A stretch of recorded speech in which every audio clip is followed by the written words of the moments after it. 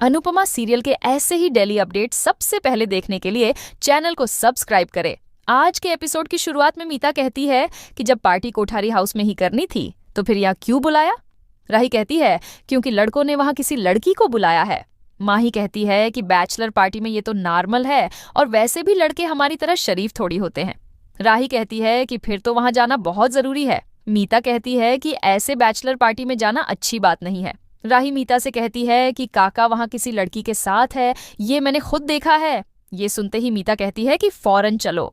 दूसरी तरफ अनुपमा मोटी बा से घर जाने की इजाजत मांगती है और बताती है कि उसे तुरंत एक बड़ा ऑर्डर पूरा करना है। मोटी बा कहती हैं कि आपके लिए पूजा से ज्यादा जरूरी आपका ऑर्डर है। अनुपमा जवाब देती है कि ये ऑर्डर भी आपके ही एक जानने वाले का है, इसलिए अगर मैं इसे समय पर पूरा नहीं करूंगी तो आपकी भी इज्जत खराब होगी और बाबूजी और बा मेरी जगह पूजा में बैठ सकते हैं। इसके बाद मोटी बा मान तो जाती हैं, लेकिन तभी वह कहती हैं कि उन्हें भी घर वापस जाना होगा। दूसरी तरफ कोठारी हाउस में लड़के पार्टी शुरू करते हैं। सभी मस्ती में डांस कर रहे होते हैं। डांस के दौरान एक लड़की आती है और प्रेम उसके साथ डांस करने लगता है। राही सभी से साथ वहां पहुंचती है और देखती है कि प्रेम एक लड़की के साथ डांस कर रहा होता है। राही और बाकी सब ये देखकर चौंक जाती है। मीता कहती हैं कि प्रेम का ऐसा रूप मैं पहली बार देख रही हूँ। ख्याति कहती है कि अच्छा है पराग जी यहाँ नहीं है। राही गुस्सा होकर जाती है और प्रेम को खींचकर नीचे उतारती है। प्रेम चौंक जाता है। राही प्रेम को गुस्से में कहती है कि दुनिया के सामने दिखाते हो कि तुमसे शरीफ कोई और हो ही नहीं सकता और यहाँ लड़की के साथ गुल खिला रहे हो। अरे तुमने तो हाथी को भी पीछे छोड़ दिया। सभी हाथी शब्द सुनकर हैरान होते हैं और कहते हैं कि हाथी बीच में कहाँ से आ गया। राही कहती है क्योंकि हाथी के भी दिखाने के दांत अलग और खाने के दांत अलग होते हैं। राही आगे कहती है कि मैं ही पागल थी जो सोचती थी कि तुम लाखों में एक हो, लेकिन तुमने साबित कर दिया कि सारे लड़के एक जैसे ही होते हैं, चीप, बेशर्म और चीटर। इसके बाद राही अंश को डांटते हुए कहती है कि तेरे सामने तेरी बहन का होने वाला पति ये सब कर रहा है और तू उसे रोकने या समझाने के बजाय खुद एंजॉय कर रहा है। प्रेम राही को समझाने की कोशिश करता है, लेकिन राही उसे चुप करा देती है और कहती है कि आज तुमने मुझे कुछ बोलने का, एक्सप्लेन करने का, माफी मांगने का, हर चीज का हक खो दिया है। तभी मीता अनिल को डांटती है कि मुझे तुमसे ये उम्मीद बिल्कुल नहीं थी, तुमने मुझे हर्ट किया है। किंजल तोशु को डांटती है कि मुझे लगा था तुम सुधर चुके हो, लेकिन नहीं, तुमने आज साबित कर दिया है कि कुत्ते की दुम कभी सीधी हो ही नहीं सकती।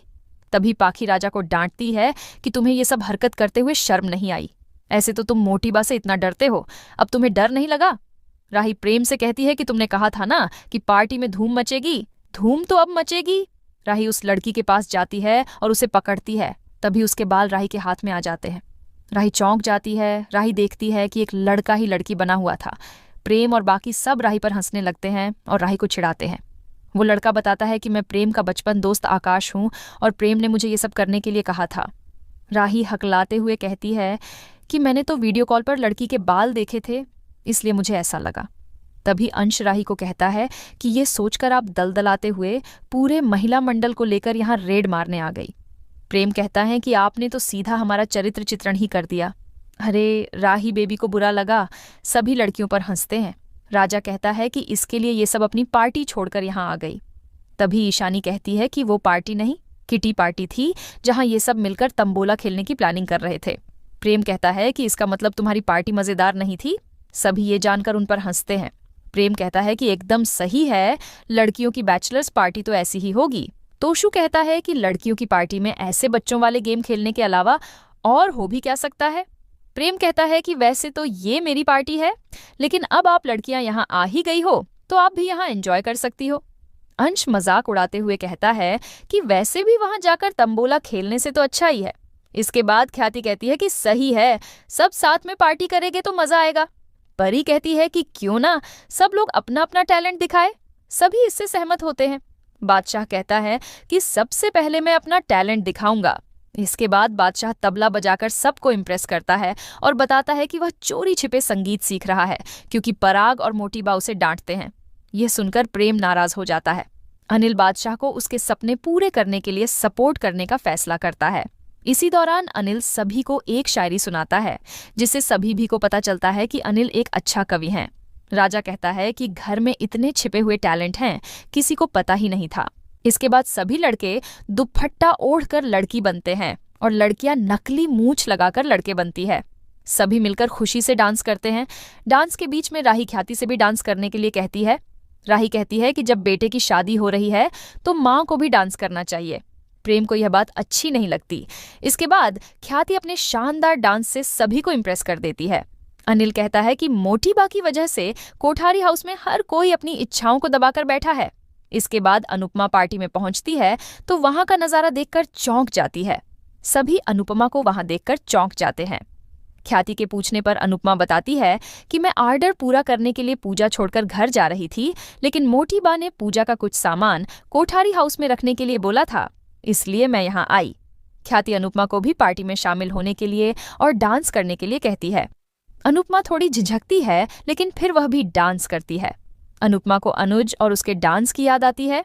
इसके बाद हम देखते हैं कि अनुपमा प्रेम और राही के साथ डांस कर रही होती है।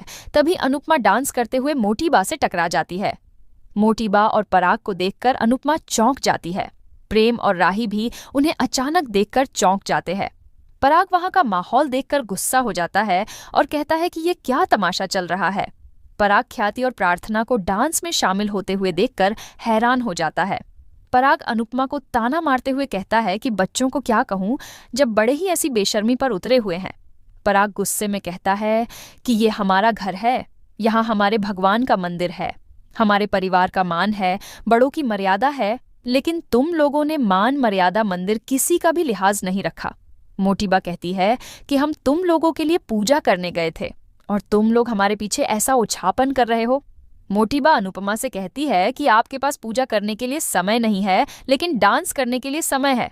मोटी बा सबको डांटते हुए कहती है कि ख्याति तुम तो इस घर की बड़ी बहू हो, तुम्हारा इन सबको रोकने का फर्ज बनता था।